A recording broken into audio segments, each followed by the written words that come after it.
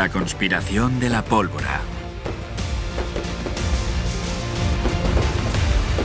Recuerda, el 5 de noviembre, pólvora, traición y conspiración. No encuentro ningún motivo por el que Guy Fawkes deba ser olvidado. Estas son unas pequeñas rimas que yo, junto a muchos otros niños, aprendí de pequeño en la escuela en Inglaterra. Pero parece que hoy muchos han olvidado la historia. A principios del siglo XVII, Inglaterra estaba gobernada por un rey protestante, el rey Jacobo. Nació en el castillo de Edimburgo y ascendió al trono de Escocia.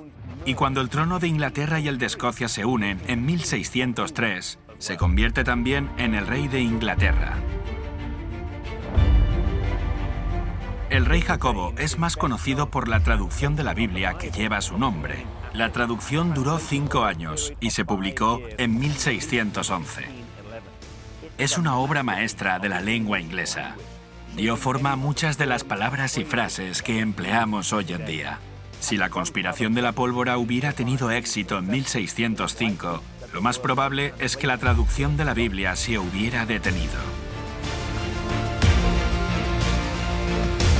La corona inglesa se disputaba constantemente entre católicos y protestantes durante la primera mitad del siglo XVI. Pero es durante el reinado de Isabel I que el trono disfruta de cierta estabilidad. En su contra estaba el sueño de los católicos, tanto los de Inglaterra como los del extranjero, que querían restablecer la monarquía católica en el trono. Para asesinar al rey se arma una conspiración audaz, no por medio de la bala o el veneno, sino haciendo explotar el edificio del Parlamento durante la apertura de las actividades de Estado. De esta forma no matarían únicamente al rey, sino también a muchos de sus consejeros cercanos, así como miembros del Parlamento. Los católicos esperaban traer después un nuevo gobierno y monarca a Inglaterra. Por aquel entonces, la seguridad no era lo que es en la actualidad. Lograron alquilar un local debajo del Parlamento que llenaron con 36 barriles de pólvora. Tanto suministro de explosivos no podría ser detonado por control remoto. Alguien tenía que encenderlo a mano.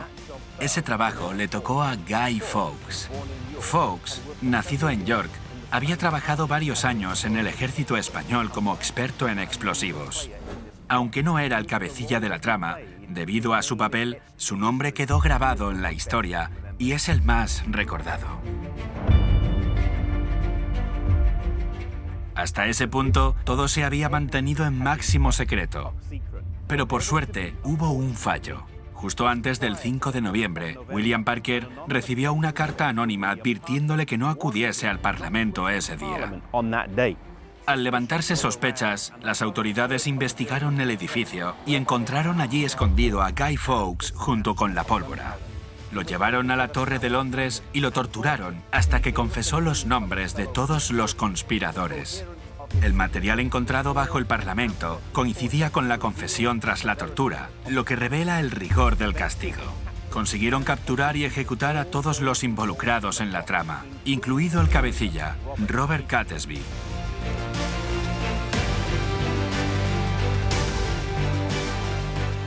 El rey y el Parlamento habían sido salvados. Inglaterra se libró de otro sangriento golpe de Estado y el protestantismo se mantuvo como la religión predominante.